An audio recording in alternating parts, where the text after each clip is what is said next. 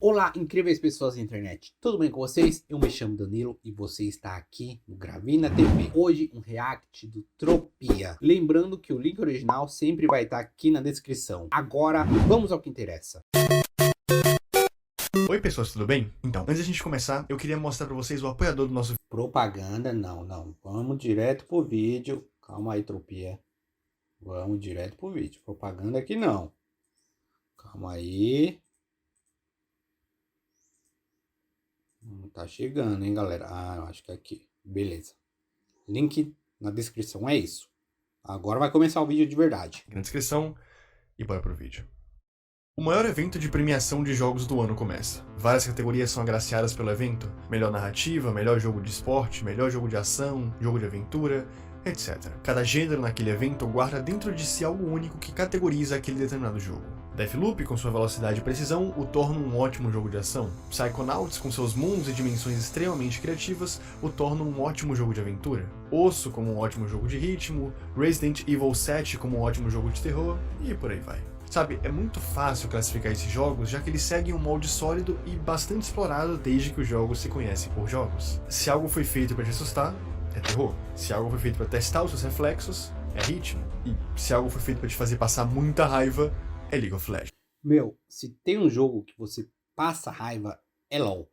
Eu recomendo ninguém começar a jogar LoL. Se você nunca jogou, nem chega perto. Ainda mais se você pretende jogar online com outras pessoas aleatórias. Não vai, talvez LoL é a comunidade mais tóxica que eu já vi em jogos no geral. Sempre vai ter alguém te xingando, sendo melhor que você ou tentando te humilhar.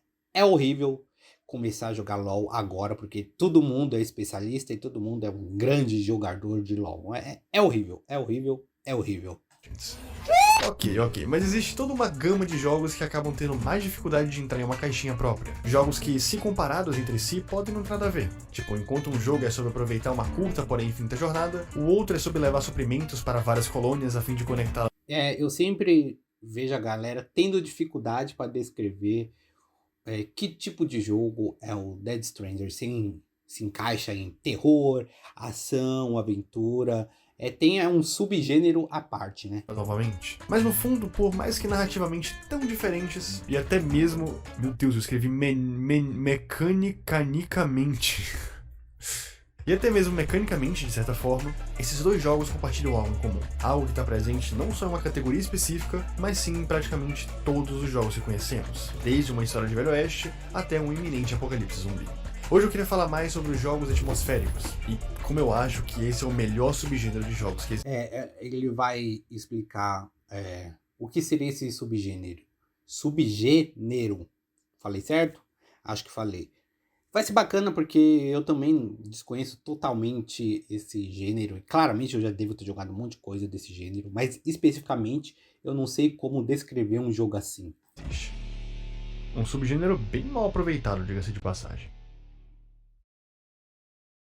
Em fevereiro do ano passado, mais especificamente no dia 11, eu lancei um vídeo super descontraído onde eu mostrava um joguinho super simples feitos por uma ou duas pessoas no máximo. Jogos independentes que tinham como intuito criar uma ambiência, criar um momento de aconchego e conforto para quem estivesse jogando. Na época eu não fazia muita ideia, mas todos esses jogos, desde o de enviar mensagens através de barquinhos de papel, ou até mesmo um walking simulator do templo de Fushimi Inari, todos eles eram jogos atmosféricos. O que eu chamava... E são jogos indies também, né? Sempre desenvolvido por alguém, uma equipe super pequena, não uma empresa multimilionária que tem muito dinheiro para investir. É sempre alguém ali no seu quarto ou no seu escritório tentando mudar a indústria. Na época de jogos relaxantes, e que por acaso não sou só eu que chamo assim, na verdade era um subgênero inteiro de jogos feitos para te imergir não em uma história específica ou mecânicas hipercomplexas, e sim te fazer mergulhar dentro de um oceano de experiências, tanto visuais quanto auditivas.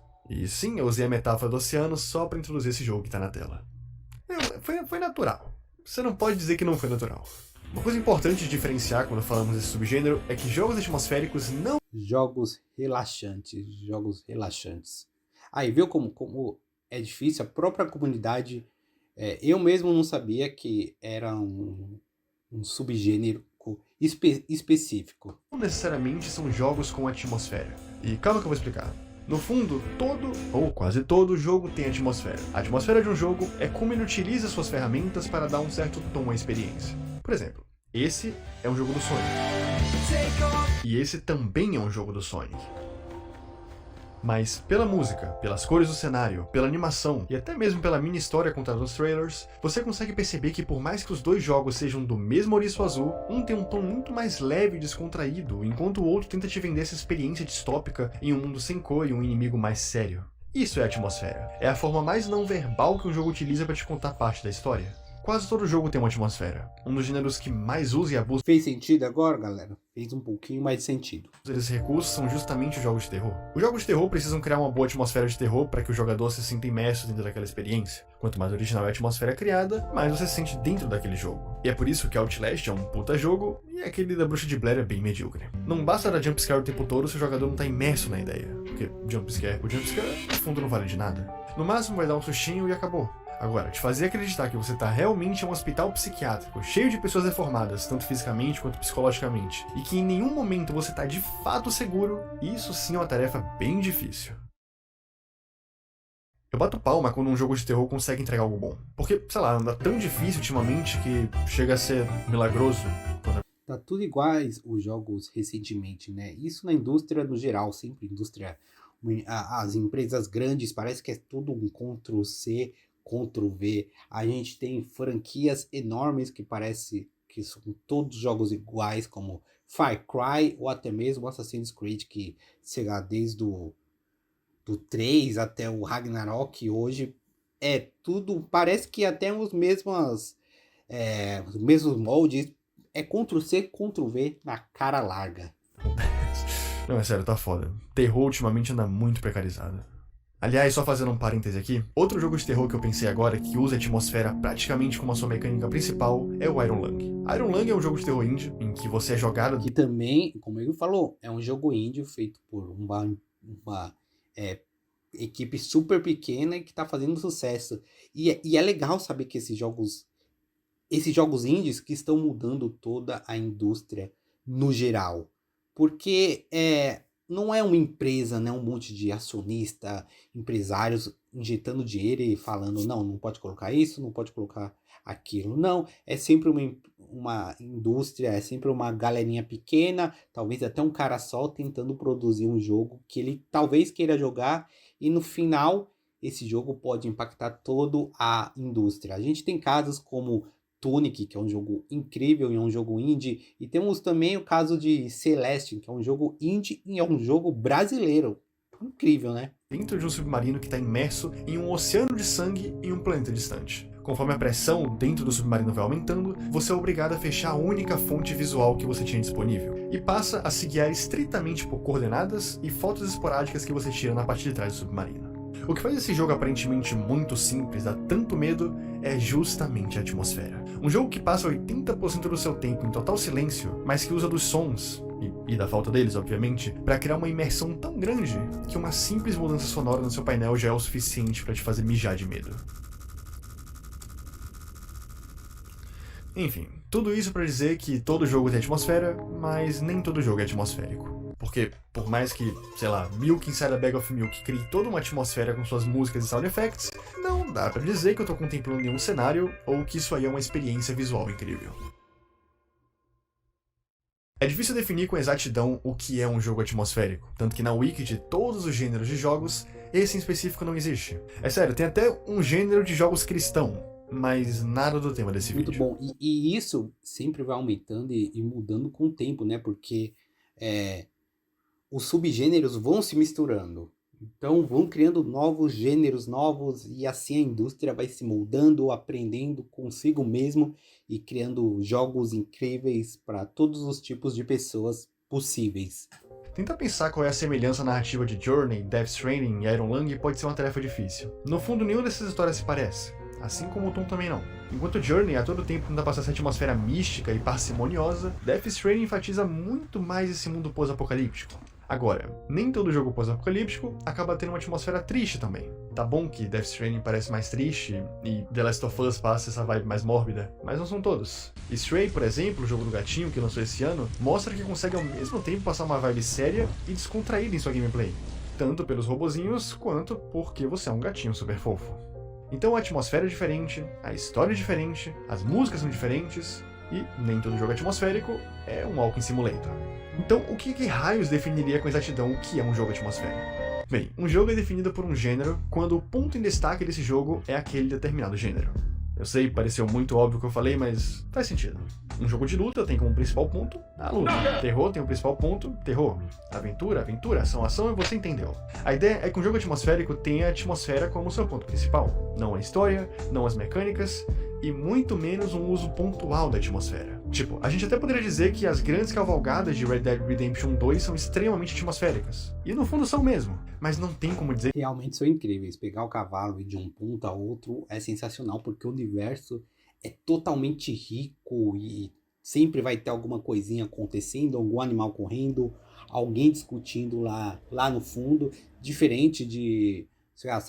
Assassin's Creed Odyssey, que é maçante de um ponto a outro, porque só são montanhas e matos, nada teoricamente parece acontecer. Que o foco principal do jogo tá na apreciação da atmosfera, porque não tá. Agora, por mais que Death Stranding tenha uma história, é inegável que o que torna ele tão único, e às vezes até mesmo bastante odiado pelo público, é essa mecânica das viagens. É essa mecânica do suposto Walk Simulator. É essa ideia de andar com cautela por grandes distâncias a fim de entregar um pacote de suprimentos. A mesma coisa com Journey, que por mais que tenha uma história, o próprio jogo quer criar essa ideia que a narrativa não é tão importante. No lugar disso, ele cria essa importância a partir das experiências do jogador. Um dos motivos pelo qual o jogo não tem uma linha de texto sequer.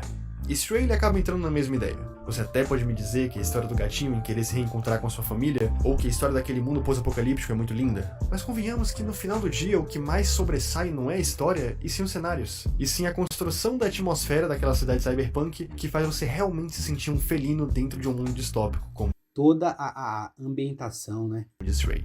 Então, no fundo, por mais que não haja uma definição específica, esse subgênero anda ganhando muita... Nossa, eu queria jogar muito esse joguinho, porque tá todo mundo falando bem, né? Da ovelhinha que cria uma seita, e é divertido, é gostosinho de jogar, né? força nos últimos tempos, e eu fico feliz porque ele realmente merece mais reconhecimento.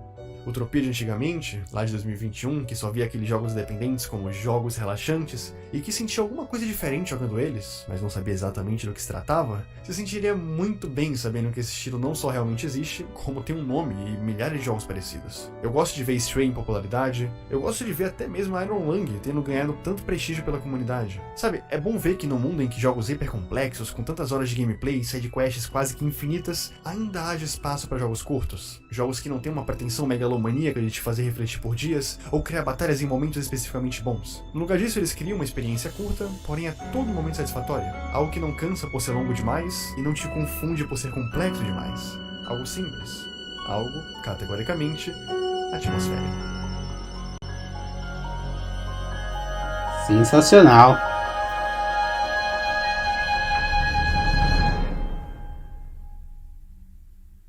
Sei lá, eu acho muito bacana fazer vídeo assim sobre gêneros e subgêneros inteiros, porque isso acaba me forçando a revisar. Eu também gosto, porque a gente acaba conhecendo novos subgêneros e até jogando coisa que a gente já jogou, a gente consegue pegar mais coisas que a gente não jogou, sei lá, 10 anos, 20 anos atrás. Como nossa cabeça está diferente, a gente absorve melhor a ideia do que o jogo quer passar, né? Alguns jogos que eu gosto bastante, e por conta do tempo, ou a falta dele, eu acabo deixando de lado.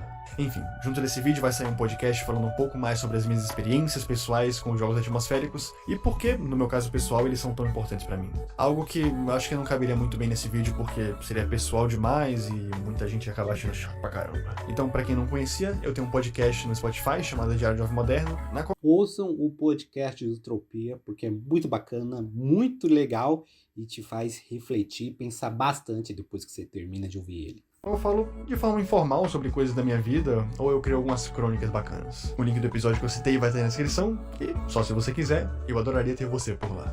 No mais, eu espero que você tenha gostado. O seu like e comentário me ajudam demais a reconhecer esse feedback. Então, deixa o like, comenta alguma coisa, nem que seja tipo pastel de frango é muito bom, que me ajuda demais, já me ajuda muito bem. Valeu, gente. Utopia, muito obrigado por mais um vídeo, e a gente se vê na próxima. Aliás, se você quer ver mais algum vídeo meu, vê se tá na tela. Você vai gostar. Excelente, Utopia. Excelente mesmo. Que vídeo incrível e gostosinho de assistir. Eu gosto muito de vídeos nessa pegada que te ensina, te passa alguma coisa e que dá vontade de você aprender mais sobre esse gênero ou esse subgênero. Se você tiver vídeos assim, pode me mandar porque eu adoro. Muito obrigado por assistir até o final, galera, e a gente se vê semana que vem neste mesmo canalzinho. Lembrando que o link original do vídeo vai estar aqui na descrição. Valeu demais, hein, povo?